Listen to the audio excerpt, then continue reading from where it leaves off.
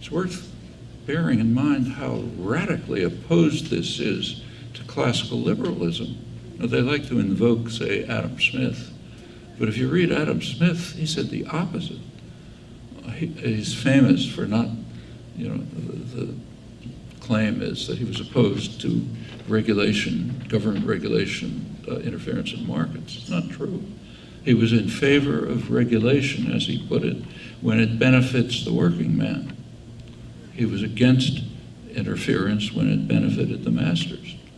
That's traditional classical liberalism.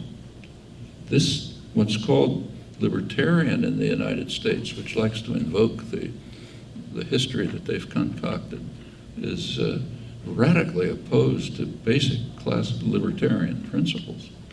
And so take, say, Adam Smith. I mean, Adam Smith at the time, he's the icon, of liberty. He was considered to be a dangerous radical at the time because he was pretty anti-capitalist. It's sort of pre-capitalist era, but he was opposed to it. He condemned what he called the vile maxim of the masters of mankind, all for ourselves and nothing for anyone else. That's an abomination. Take the phrase invisible hand. Everybody's learned that in high school or college. Adam Smith actually did use the term, rarely, but take a look at how he used it. In Wealth of Nations, his major work, it's used once.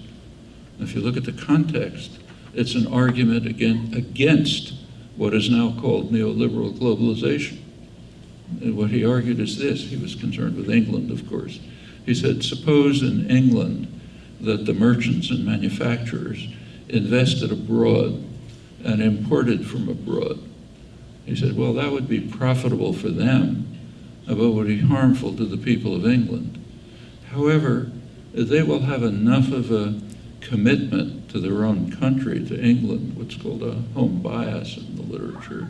They'll have enough of a home bias so that, as if by an invisible hand, they'll keep to the less profitable actions, and England will be saved from the ravages of what we call neoliberal globalization. That's the one use of the term in Wealth of Nations. In his other major work, Moral Sentiments, term's also used once. And the context is this. Remember, England's basically an agricultural country then. He says, suppose some landlord accumulates an enormous amount of land and everybody else has to work for him. He says, well, that won't turn out too badly. And the reason is that the landlord will be motivated by his natural sympathy for other people.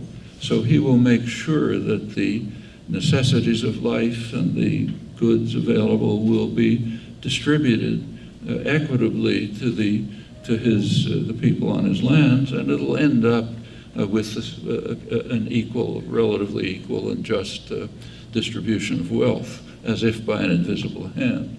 That's his other use of the term. Just compare that with what you're taught in school or what you read in the newspapers. And it goes across the board, like everybody probably has read the first paragraphs of Wealth of Nations, which talks about how wonderful it is that the butcher pursues his interests and the baker pursues his interests. We're all happy. So we should be in favor of a division of labor. Everybody's read that.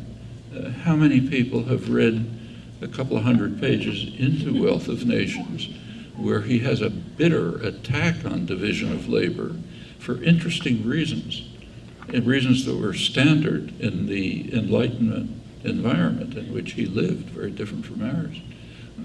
He says if you pursue division of labor, people will be directed to actions in which they'll just repeat the same mechanical operations over and over.